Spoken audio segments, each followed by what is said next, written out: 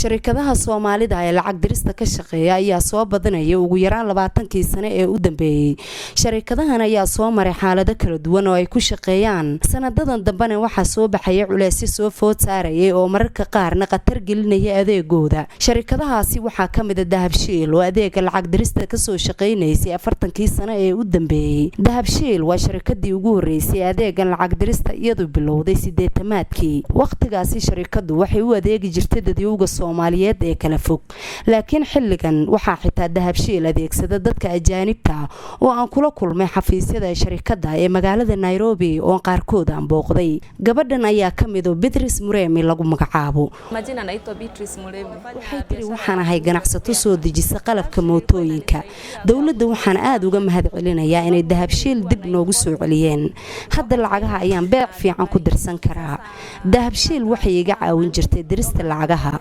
waayo aniga waxaan alaabo ka soo dejiyaa China iyo Dubai. Marka halkan Kenya ayaan lacaga ka diri jiray oo Dubai ayaan u diri jiray bay tiri si alaabo la iigu soo diro. Sharikadahan xafiisyadooda Kenya oo Dahabshiilna ay ku jirto ayaa la hakiyay adeegooda labadii bil ee ina dhaaftay kadib markii toddobaadkii hore banka dhexe ee Kenya uu dib ugu ogolaaday waraaqihii shaqada oo hawshoodiina ay dib u bilaabeen ayaan tagay xafiisyada sharikada Dahabshiil oo adeega dadweynuhuna uu si weyn uga socday si aan wax badan uga ogaado sharikadahan qaabka ay ku shaqeeyaan iyo goortii ay soo bilowdeen ayaa waxa arrimahaasi aan kala hadlay Cabdirashiid Maxamed Saciid Ducaale agaasimaha guud شركة دهبشيل runtii waxaa la aasaasay 40 sano ka hor waxaa aasaasay Xaaji Maxamed Saciid Ducaale marka shirkadu waqtigaas waxay ka shaqeyn jirtay wadamo kooban oo u badan wadamada Carabta Yaman oo imka soo dogtay dhibaatooyin ka jirto laakiin waqtiga ahayd dhulkii ay Soomaalidu ganacsiga la sameyn jirtay kadib markii dagaaladii colaadii wadankeena ay ka bilaamatay 88kii dagaalada sokeeye ka bilaabmeen Soomaalida adduunka oo dhan ay u kala qaxday ama Mareykan ha tageen ama Australia ha tageen ama Caraba wadamada kale Carabaha ku sii fideen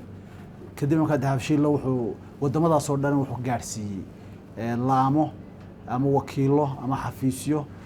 si ay dadka Soomaalidu ay lacag uga dirtaan sanadadii dambe bunuugta la shaqeysay sharikadaha lacagaha dira ee Soomaalida ayaa culeys ku saarayay inay hagaajiyaan shuruucda ay ku shaqeeyaan dhowr jeerna bangiyada la shaqeeya sharikadaha ee ku yaala dalalka Mareykanka iyo Ingiriiska ayaa hakiyay akawnadii sharikadahaasi iyagoo ku dooday in laga yaabo sharikadahaasi Soomaalida inay kooxo xaq jiriin adeegsadaan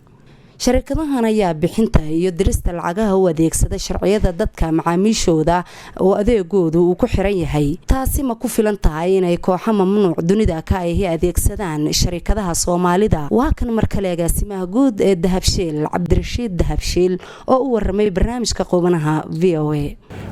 annagu hadaan nahay Dahabshiil waxaan leenahay system aan iskaga ilaalino wax alaala wixii sharciga jabinaya in ama adduunku aan ka shaqeyno dalaysmo badan baan ka haysanaa Dahabshiil network 126 wadan ayuu adduunka maanta ka jira oo ay ku jiraan wadamada ugu sharciga adag ee adduunka Mareykanka cid ka nacab in lacag khalad ay baxdo iyo money laundering iyo terrorism finance wadanka Mareykanka adduunka ugu adag Dahabshiil network Mareykan intaasoo goobood buu ka leeyahay marka iyo wadamadii kale Europe iyo UK iyo wadamo kale ciidan ka badan marka qasab shirkad waliba system iyo maamul bay leedahay lacagahaas ay wadamada ama bangiyada ay ka baqayaan horta imka hadda eegtid 9/11 markay dhacday Mareykanka qarax ka dhacay dadkii 9/11 sameeyay waxay isticmaaleen bangiyada Mareykanka qasab shirkadaha bangiyada caalamka ahi waa system ay ku maamulayaan iska ilaaliyaan laakiin haddana